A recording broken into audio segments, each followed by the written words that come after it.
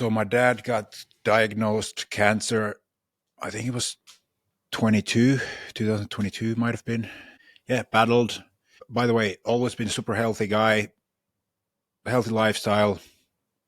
Suddenly got cancer, which was, like a surprise because always had such a healthy lifestyle and everything. But yeah, so he battled with it for a long time, and obviously it was very heavy for the whole family, for all of us to witness and trying to walk through it together. And yeah, there were some moments of victory where we thought it was healed, like all the treatments went well and stem cells were reintroduced, all this sort of stuff. But then it came back, and yeah, it just was really aggressive. I really, really respect my father for what he did in his last, weeks or months. Like my parents lived in this place where they were not happy. Like it was this eco village, which was supposed to be like a great thing, but there were like a lot of problems with the people, and some of the people were like really just not ideal to live with, honestly. And there was all sorts of drama, and my parents wanted to exit that place for a while, but it wasn't easy. But so in the last 2 months of my dad's life, he just decided like, fuck it, I'm gonna sort this out. And he just got everything sorted. He was able to sell the house. He was able to find a new house, all of it, from his deathbed, basically, organize everything. And he was like a general in when we were moving. Like he had it all planned in his head, and he had this plan, and there were some family relatives who were helping, and he was just on point. Like he couldn't lift a chair, but he was like with his head organized everything. Got the move happened, then they moved to the new house. It was like perfect for my mom.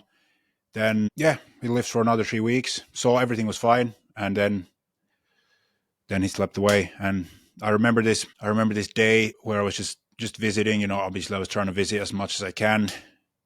I was also building my business at the time, and in a relationship with, just let's in a very taxing relationship. So I had like a fuck ton on my plate. But yeah, I was trying to visit as much as I can. And just one day, just was at this very emotional afternoon where I was telling him like how he's given me everything that I need and more, and that he's given everyone everything we need and more, and that now he can rest. Like if he needs to let go, he can let go. And then we cried. And then it took maybe 5 days.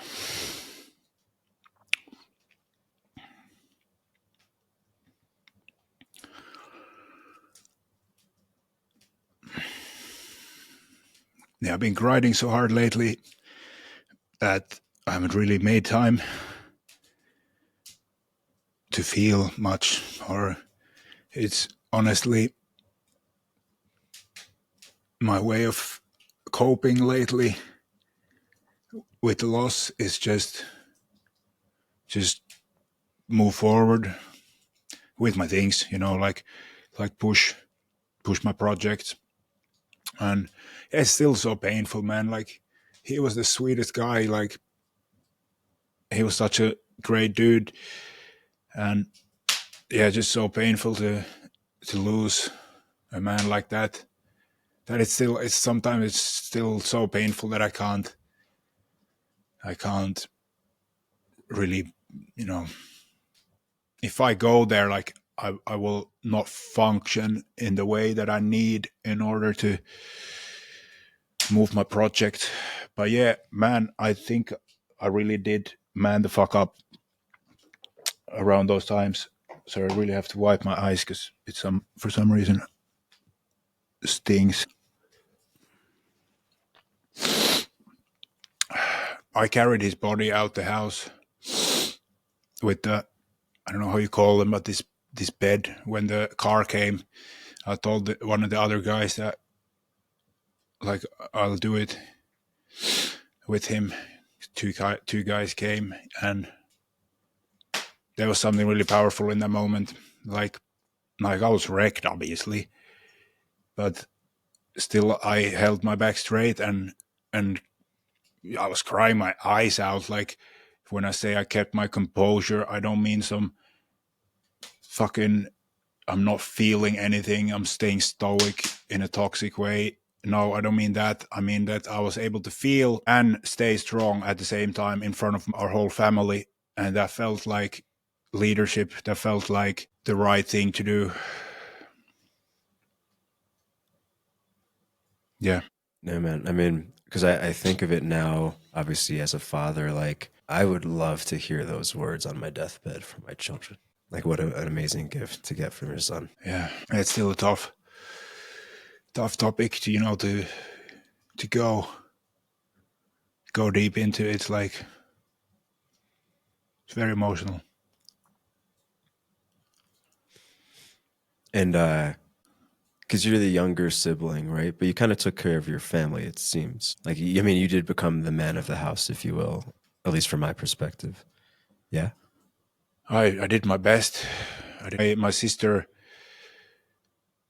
Yeah, there was a time where it definitely felt like that. Even I have an older brother and an older sister.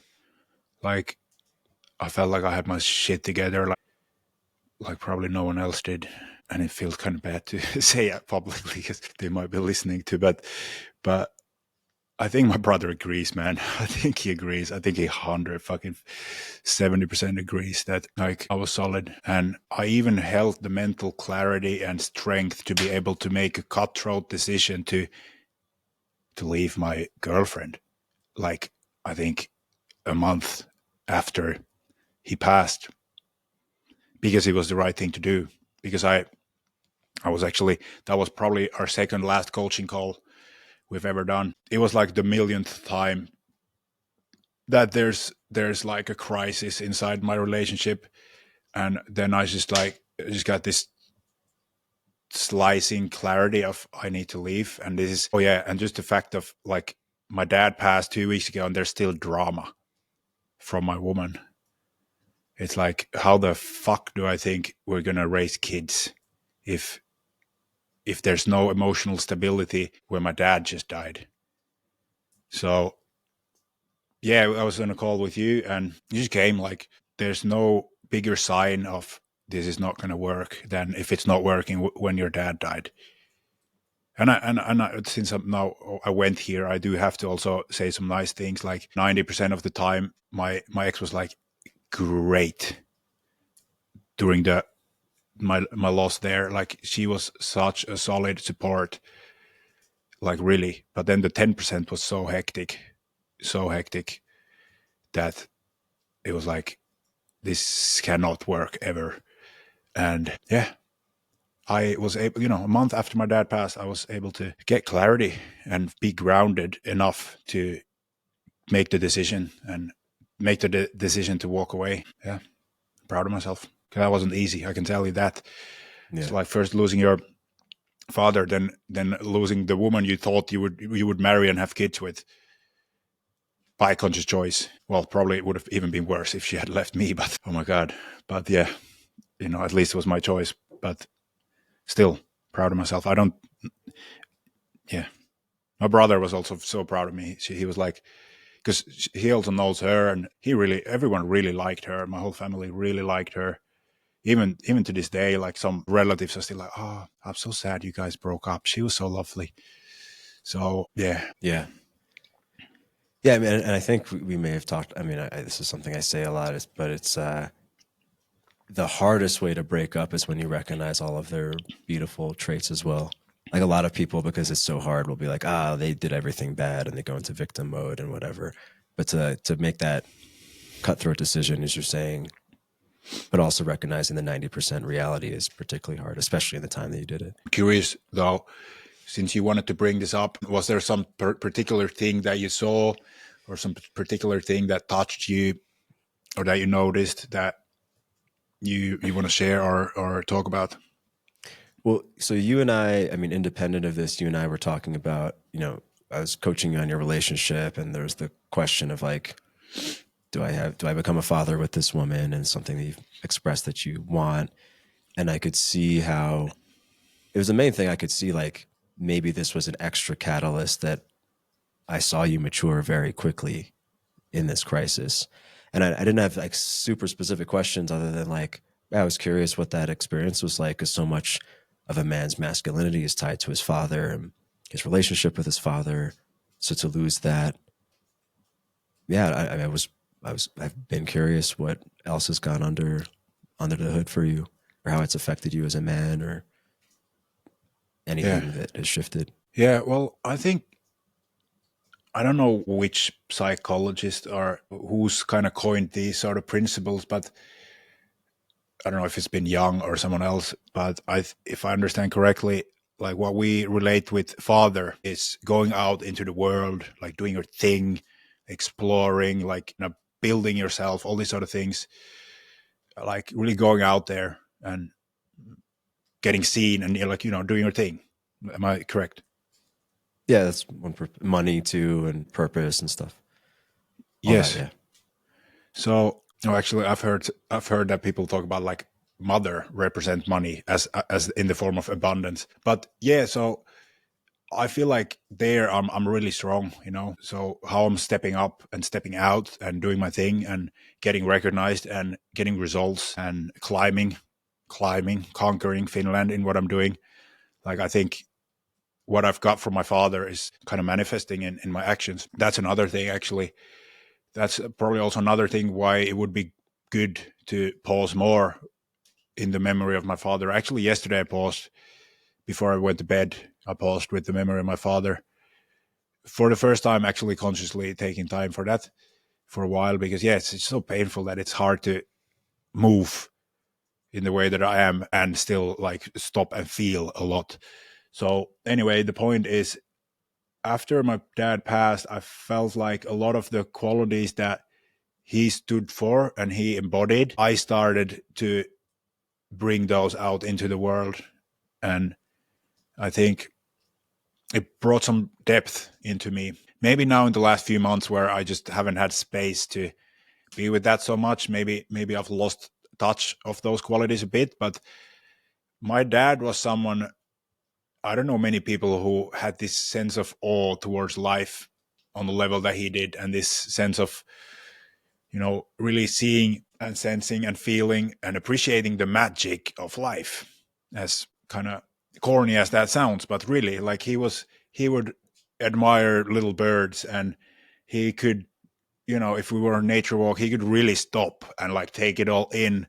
And he had this curiosity and amazement towards things, like mostly like life and nature and these sort of things, and people, like in a good way as a child. This very open and admiring touch to life. And he was like very much living from his heart. And he had quite a bit of like soft values in a good way. Maybe one of his shadows was that he wasn't, like most of his life, he hadn't been very in touch with his masculine until I started working on this stuff and we started talking about this stuff. And then for the last 5-6 years of his life, he was really diving into it as well. And that's one cool thing about my dad. Like there was nothing, literally nothing that I could not talk with him about, like everything and anything. And we did talk about things that I think probably 99% of people do not talk with their dads about. And that was amazing. So I feel like in the after his death, like I was very much bringing those sort of qualities. And there's another thing. We had 2 memorials, one in Finland, one in Belgium, because my dad was Belgian, but he had lived in Finland for the last 30 years of his life. So we had 2 memorials, and those were moments where I am really proud of how I showed up. Like here, I don't know who took most responsibility, but I took a lot of responsibility on my shoulders for organizing it here. And I hosted the whole thing. I welcomed everyone. I did like the speeches. I was like master of the ceremony in there. And as you see, I'm an emotional guy and I don't hide it. Like cry and I function at the same time. Like I'm that type of man. For me, it's quite easy to cry, but I still function. And I think, by the way, not to like I'm not saying this to boost myself. I'm saying this because I really think this. I think this is like a very healthy masculine way of dealing with emotions. Like you're able to feel them. You do feel them. You're not afraid. You are so comfortable and secure that you are able to cry in front of people. but you don't crumble, you still function.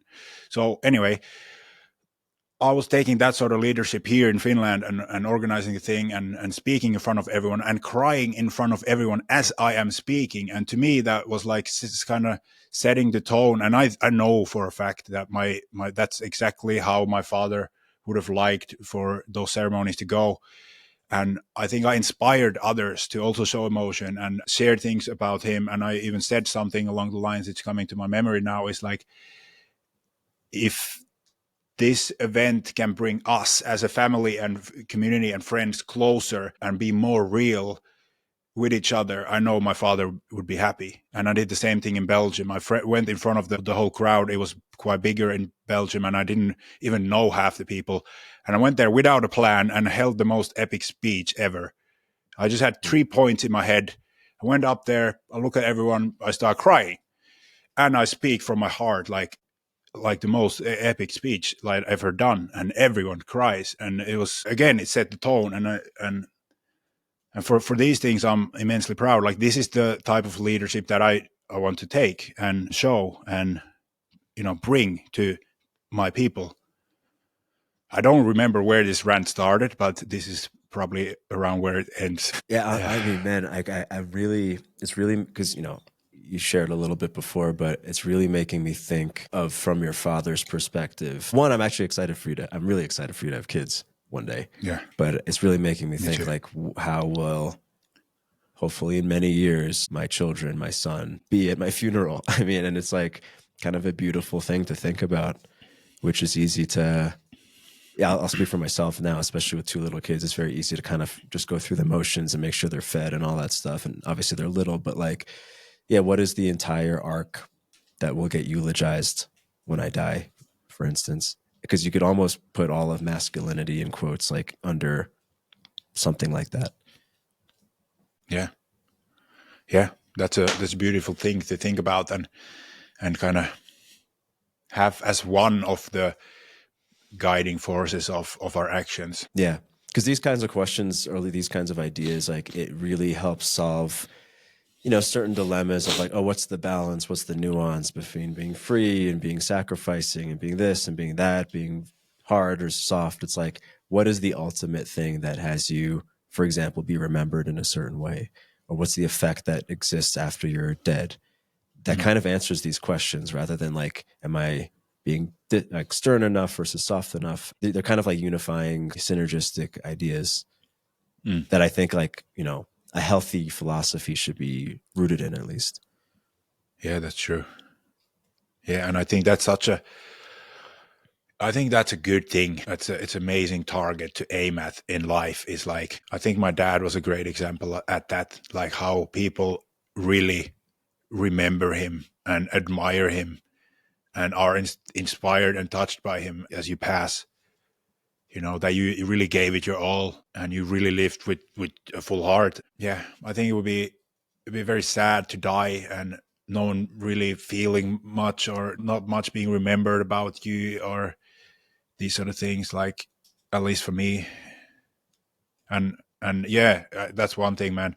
I have to say, like, having done 2 of these memorials, I did not know, I really did not know the extent of how much my dad was loved until seeing all these people step forward and share what my dad meant to them, and really seeing their tears and all this stuff. Like, it really brought depth to understanding like how massive of an impact my father had made in so many people's lives. And both of the memorials we held small in how much people we could have invited. So I even saw a fraction of it, but still it was massive for my perspective or understanding of like the impact my dad has made in people's lives. And that was really beautiful. I did not know, like, of course I know he's a great man and all that, but I did not know the level at where or how he's touched so many people.